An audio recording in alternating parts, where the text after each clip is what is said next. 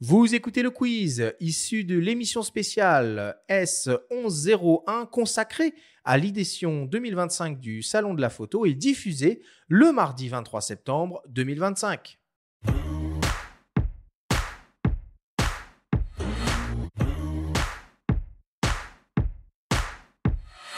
Simon, le principe du quiz est très simple. On a reçu des questions de la part de nos auditeurs qu'ils t'ont posées via notre compte Instagram.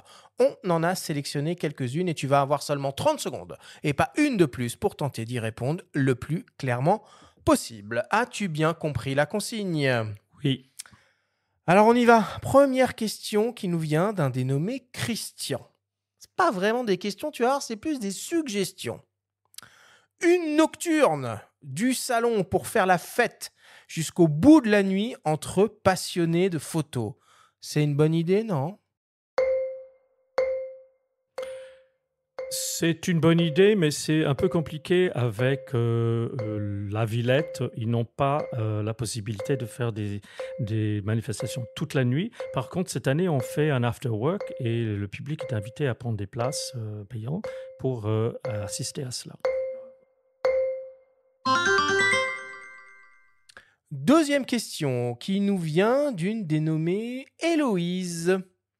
On parle jamais d'IA au salon de la photo, ça fait pourtant partie du paysage.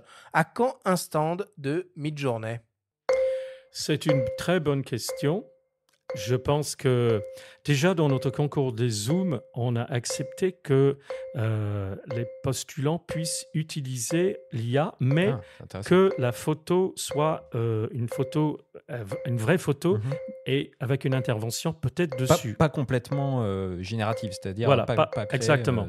Donc ça, c'est déjà un pas en avant puisqu'on avait été très réticents avant. Un stand pour l'IA, je pense que beaucoup de marques... Finis quand même ta phrase. Beaucoup de marques sont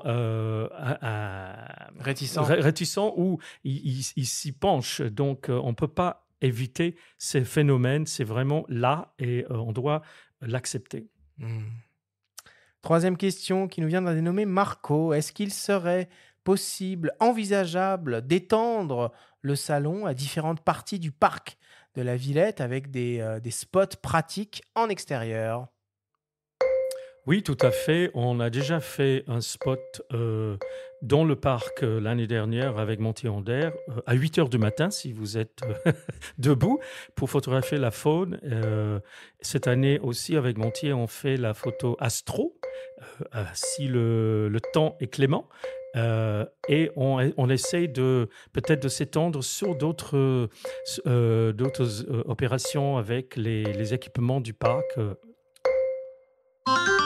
Il y a un endroit qui est fabuleux à la Villette. Alors, je ne sais pas s'il est accessible pendant la durée du salon. C'est le toit de la Philharmonie de Paris avec une petite balade qui est ouverte au public et qui donne un panorama assez exceptionnel sur Paris et la banlieue.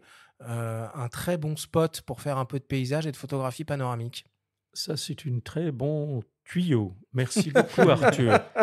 Je vais proposer très prochainement. Quatrième question qui nous vient d'une dénommée Claire.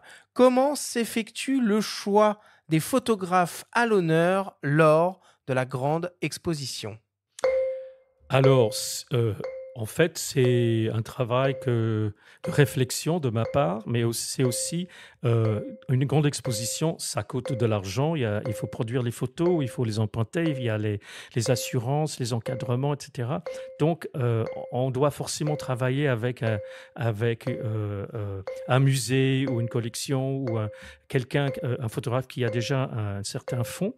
Donc, on met à l'honneur surtout des photographes qui sont déjà bien implantés dans leur métier.